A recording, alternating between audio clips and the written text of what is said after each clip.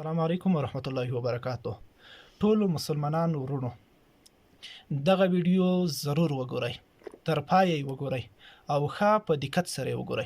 یو 15 او 10 منټه خامخا ور باندې ضایع کړئ. ان شاء الله دغه یو 15 منټه به مونږ ضایع کیږي. دغه یو څو سکرین شاټونه اول درته ښایم، دغه سکرین شاټونه اول وګورئ، ښه په دقت سره وګورئ. هغې نه وروسته بیا درته یو څو خبرې کوم.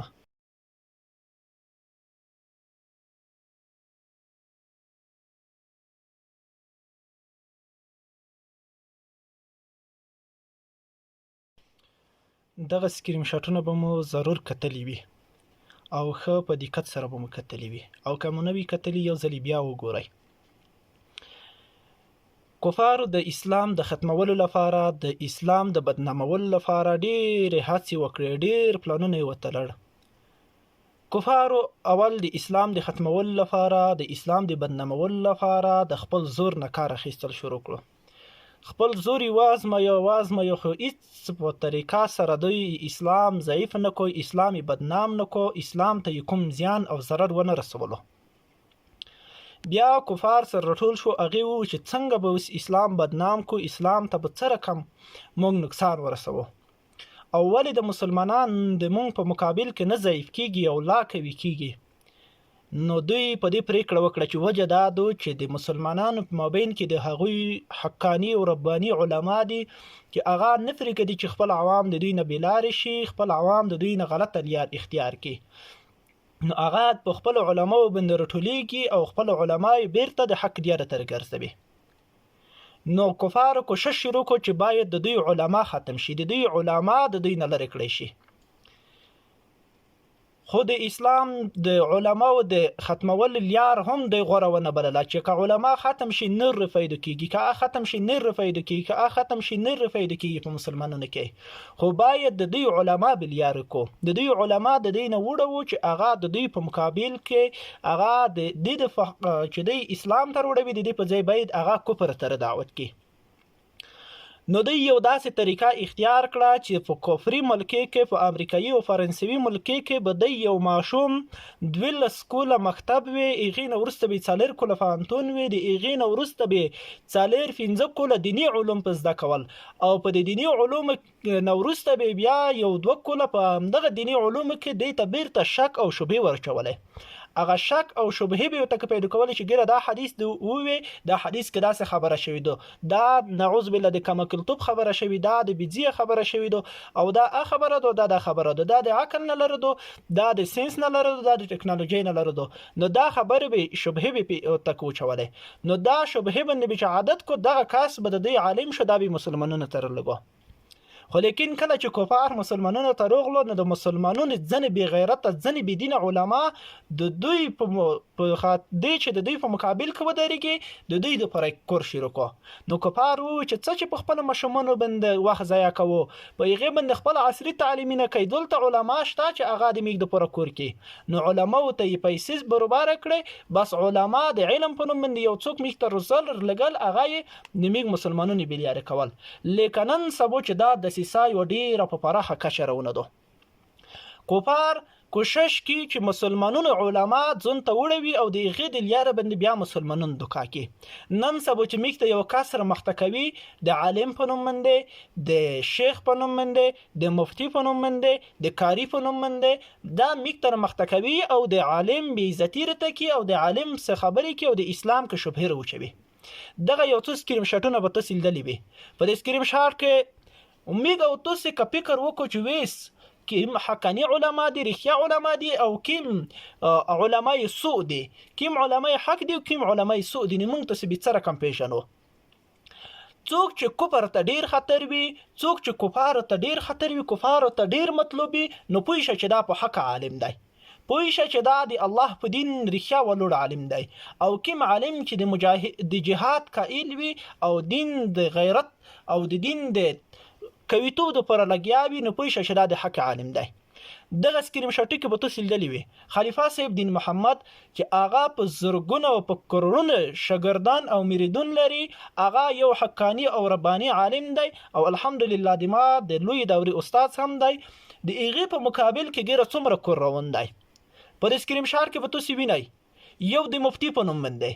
دغه بل وهابي ځون ته مفتی او شیخ هم یایي. زه په عالم پسې خبرې چې څوک هغه علما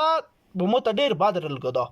دغه علما به زه تاسو ته هغه سکرین شاټونه هم په اخر کې وښیم چې دغه عالم سره مو په شخصي کې خبرې کړې دي، د خبرې نه نتیخلی دی، مسیج ته جواب نه دی ورکړی، خبرې یې نه د میدون نه نتیخلی دی. په واتساپ کې تقریبا زه 40-50 منټه وسغېدلی یم او د خبرې ته نه دی ورتنوس، خو بیا هم د خلیفه صاحب خبرې په خلیفه صاحب څه کړي دي او ویډیو یې څه جوړه کړي، هغه ویډیو کېدای شي تاسو لیدلی د سکرین شاټ کې تاسو ته بریښي. نو کوپار میک ته د عالم په نوم د عالم په جمعه کې خلک رمخته کړي، کاری عیسی چې هغه د سره کاری دی نه د کاری په نوم رمخته کړی دی، او مفتی شاکر چې د سره د عالم نه دی، ولې عالم هغه چاته چې هغه د خدای نه ویریږي، هغه قرآن او حدیث منی دی، د حدیث نه منکر، د قرآن د آیاتونو منکر، هغه په قرآن او په حدیث څخه په علماو څخه هغه مخته کوه. دا بل د وهابي په نوم من دی، دغه ابو عبد الله په نوم من دی، کله چې په نوم من دی، دغه په ځا اخر کې سکرین شاټونه د واتساپ د توخه یم چې هغه زه سره غدل یم د مو مسجونه وسم ورپوت دي، د جواب نه دی کړای، او مته و چې ټیک ټاک ته روشه چې زه د تاسو لایف روشم، د ټیک ټاک لینک هم زه ته تخیم چې مو ته لګلای دی، مو سره لایف تم نه دی ورغلای دی، او خپل لینک هم نه دی ته لګلای، مسج مو ته کړی هغه هم نه دی ته لګلای. نو ځکه مو په د پسې دغه ویډیو جوړول هڅه وکړه چې زه د هغه خبرې تاسو ته افشا کما، او دا تاسو ته وخایم دا د میګ د علماو وظیفه ده چې میګ په د هر لیار خپل عوام سیخ لیار تر غوړو هغه به نه پرګدو چې یو څوک د میګ نه په غلط لیار روان کی. نو دغه خلک د کفار د طرفه رسل شوی دي، هغه هڅه کوي چې د میګ علما میکته بدنوم کی. ګیری خلیفہ صاحب دین محمد کچیرتا دینه حق وای نو یو حقانی او ربانی عالم بر رجک شوی او هغه به د په مقابل کې خبره کړی و، هیڅ یو داسې حقانی او ربانی عالم نه دی رجک شوی چې د په مقابل کې خبره کړی وي. د په مقابل کې څوک ولر دی؟ د عیشای چې د امریکا یو فروجادو، وهابای چې هغه خپل د امریکا یو لسفسه دی، او دغه رقم ته مفتی شاکر، او دغه رقم ته د جمهوریت یو غلام هغه تختیدلی کاری عیسی، دغه غیر په یو لوی لاس د په مقابل کې کور روندای غوړي په میډیا د لیاره چې میک خلک د خپل علماو نه منفور کی، د خپل علماو نه لري کی، په خپل علماوی بدګمونه کی، او د په فیسبوک کې داسې ویډیوګان جوړوي چې هغه خلک ته شک ورشوي، کله تراویح نه مانی، کله د جنازې لمونځ نه مانی،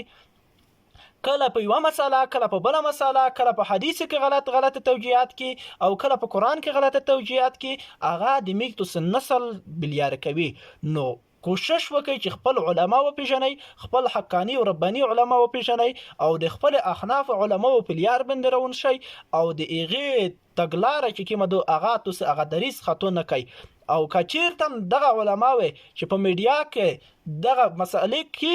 دا مسئله موروده، نو خامخا یو ور د خپل جماعت امام د یو حنفي عالم سره شریک کوي، کچیرت هغه درته وي چې صحیح مسله د نبی ایمانی کني، بیا د داسې عالم چې هغه په میډیا کې په فیسبوک کې یو مسئله کې او هغه د توت تچکیم د پلور او د نیکنه دین په تشوي د هغه سره موافقه نه و، نو داسې مسئله خامخا یو ور د خپل عالم سره شریک کوي، یو ور تر خپل عالم پر رسوي. زه بیا هم د خبره کما چې زه خپل هغه علما د مون نه خو چې هغه په علما وبس خبرې کې هغه د یو عالم بی عزتی کې، او دا د اخر زمانه علما هم د چې علما په علما وسلګیا شي. خو لیکن دا ویډیو مې د دې په خاطر د توکړه چې تاسو د خپل علما وپیژنئ، د خپل مقتدا، د خپل مرشدین وپیژنئ، په دې باندې څوک بدګمونه نه کې. دا ګیره ټول خلک چې تاسو خپل پیږئ چې دا د امریکا لسپسی دي، د عیشای ریلیګي په هغه وژني، خو چې اکور ور نه کی یو وهابای رجګوي په اغیس په کوي کې، چې هغه کور ور نه کی یو د مفتی فنوم منده رجګوي په اغیس په کوي کې، چې اکور ور نه کی یو د کاری فنوم منده هغه رجګوي په اغیس په کوي کې. تو خپل خدای کاری حساب نس په جرمن کې ټول فامیل او نسل په جرمن کې د جرمن رجګيږي په خلیفہ صاحب خبرې کې، د جرمن نه پیټوا ور کوي په خلیفہ صاحب خبرې کې. خپل به تاسو د تصویرونه لګلې وي چې د خپل الته د قربار چي شي دی، او دای کی چی شي، او دای ګرځي په څخه لباس کې، او د علم کړي چیرته دی. خدای دی غږ نرسي میک ته فتوارو کوي، میک په خپل علماو بدنوم کوي، او بیا په د سکرین شاټ ته په دقت سره وګورئ څومره د بی ادبی الفاظ ذکر کوي، څومره په یو بی ادب لهجه سره نعوذ بالله د کفر فتوا په خلیفہ صاحب باندې کې. نو دا د خپل د امریکا یو لسپوڅی د میک په علماو باندې د کفر فتوا کې نو